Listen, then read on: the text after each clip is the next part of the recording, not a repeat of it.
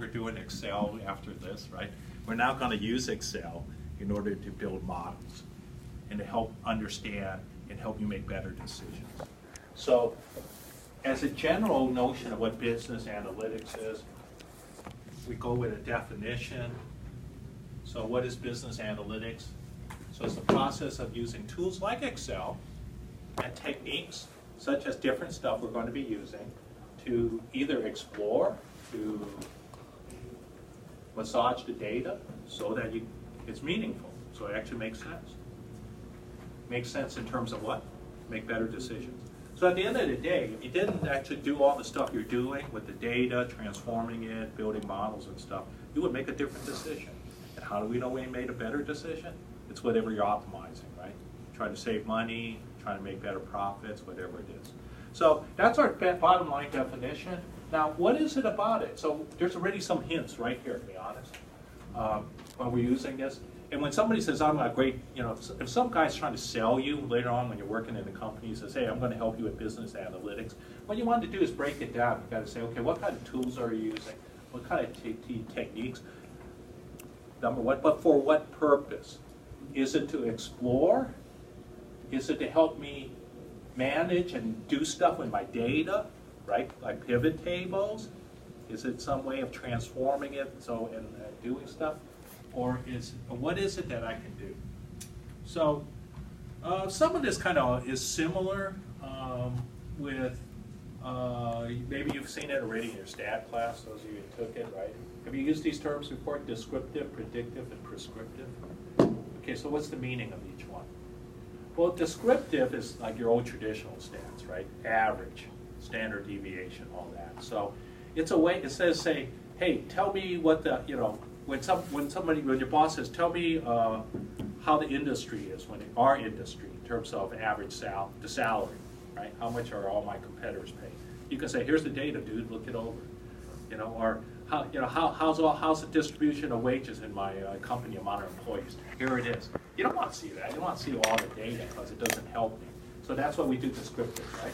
Descriptive is just doing things like taking the average, man, looking at the standard deviation, plotting it, looking at all that stuff. So descriptive gives you a way of making it so my brain doesn't hurt. I can actually see it, right? It kind of summarizes it a little better, gets at the essence, helps me understand a bit more. And in fact, when you plot some of these, right, it's not normal. Maybe there's two bumps.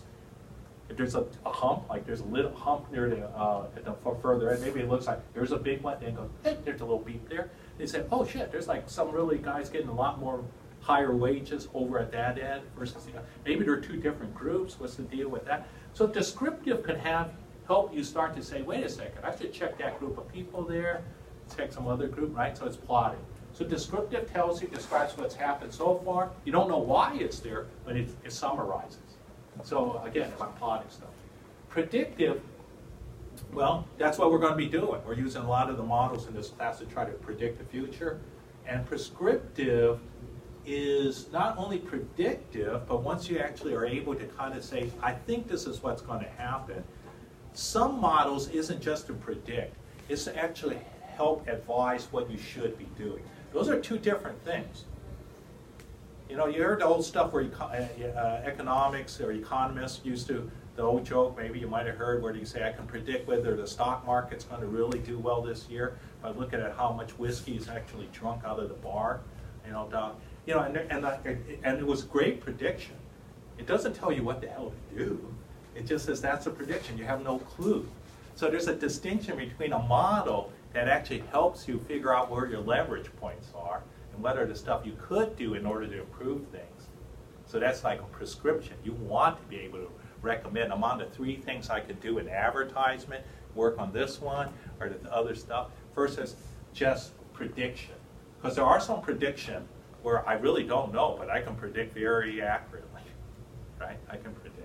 But nonetheless, in the ideal world, what we're modeling is to be able to describe what's happened in the past, be able to really be better at predicting where we're going, but most importantly, give prescriptions on what you should be doing, what you ought to be doing. So that's what we're doing. And this class is, well, let me go to the next one. So when we break it down to descriptive, okay, reports. Pivot tables can generate and describe stuff. We have different descriptive statistics. You can do visualization, the tables, maybe some charts. So if you think about it, that's what we've been doing so far, right? Doing some charts and stuff. We are not doing this, data mining. So data mining doesn't have models. What is a model? A model is you actually have something in your head where you actually are thinking like, hey, there's this relationship going on here. You know, I kind of imagine that you got to factor these in first and factor in. So there's a sequence in my mind, maybe, to be able to make prediction. So there's some logic. Data mining says, screw it, don't even worry about it. Just give me the data, and we're just going to look for some relationships. You know? And then after, but that's cool, because sometimes you wanted to just find stuff. And then you go, what's going on? Then you start to build models off of data mining. So we're not doing data mining. That's a different course. I'm not sure they're offering it yet. And there's a whole crap load of courses that do data mining. So it's basically saying, here's a whole bunch of data. Find me stuff. Find me some relationship between all this stuff and some outcome you're interested in. You know, that's what Amazon does. And, you know, that's what Google's working on. They're all building all these different stuff to just try to see things. So data mining is cool. You know, but eventually when you find relationships, you need to understand why. When you need to understand why, keyword is understand, you build models, right? You start these. So now we have these different models. So predictive, ideally, it should make sense. If it makes sense, linear regression.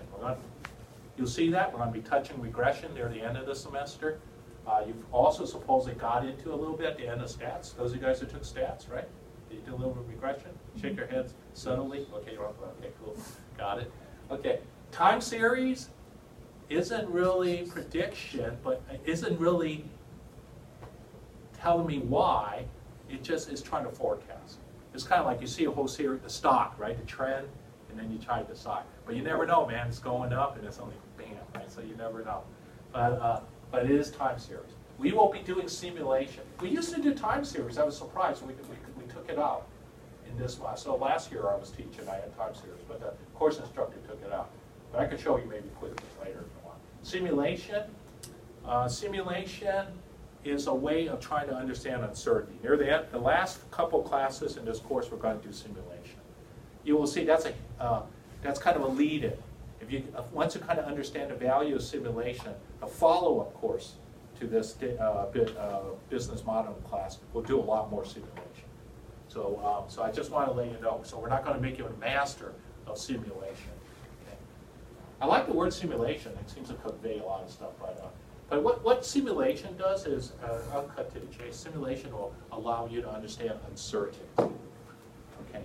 In other words, uncertainty is sort of like saying, hey, dude, if I put money in this, if I buy this stock, you know, what's your best estimate of how much I'm going to have at the end of the year? What's my return? And your financial guy says to you, you put 10,000 into the stock. My best estimate is by end of 1 year from now, it's going to get up to 15,000. So you go, wow, shit, 50%. That's not bad. 10 grand, I get 15 grand. Cool, I'll take it. Wrong answer. Because simulation is, what's all the possible things that can happen? So we simulate it, and then we say, oh yeah, well, a better question is not only is that your best estimate, but what's the probability I might actually have less than 10,000? Now I say, oh, you didn't ask me that. I'm going to have to simulate that sucker. So I crunch through the simulation. I go, oh shit, there's like a 70% chance you'll be less than 10 grand. You go, what the hell? Yeah, but the average is 15 grand, right? Well, how the hell do you get the average at 15 grand when 70% time I'm going to let? There must be some really big stuff, right? Like maybe there's a 5%. I might make 25,000, maybe 10% real high, but 70% is going to be less than 10 grand. You will lose. Then you go, dude, you know, now I'm looking at probabilities, right? So simulation gives you probabilities. You hear that again, right?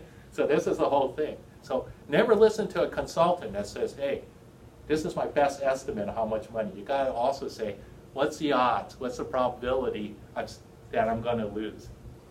50-50, 30%? You know what I'm saying? So you got to figure that out. Simulation. Okay. we're not going to do that right away. That's at the end. We're going to go to these stuff. We're going to, before we simulate, we're going to do some optimization and some simulation optimization. This is prescriptive. So assuming everything we're putting into our model is correct, then optimize it. Tell me what the best solution is. How many people should I hire? How much money should I invest if everything's fixed? You'll see what I'm talking about. So that's the next thing we're going to be going into. We're going to be doing optimization. So this is kind of a summary of a lot of the stuff we're going to be doing. We're working on this area. So prescriptive. So with that in mind, let's do one. Let's do the most baby stuff on optimization. Model, again, is we have some underlying notion of how it works. So we're going to actually do it. And we're going to do a simple time value of money thing that you all know already in finance. So this should be not so shocking. So let's go into finance. You're going to say, oh, you guys, you're too simple, Professor Chen. This is bogus. Okay, so let's go on in there. I'm going to go time value of money. Okay, here we are. So let's check it out before I zoom in. What do I got here? All right. So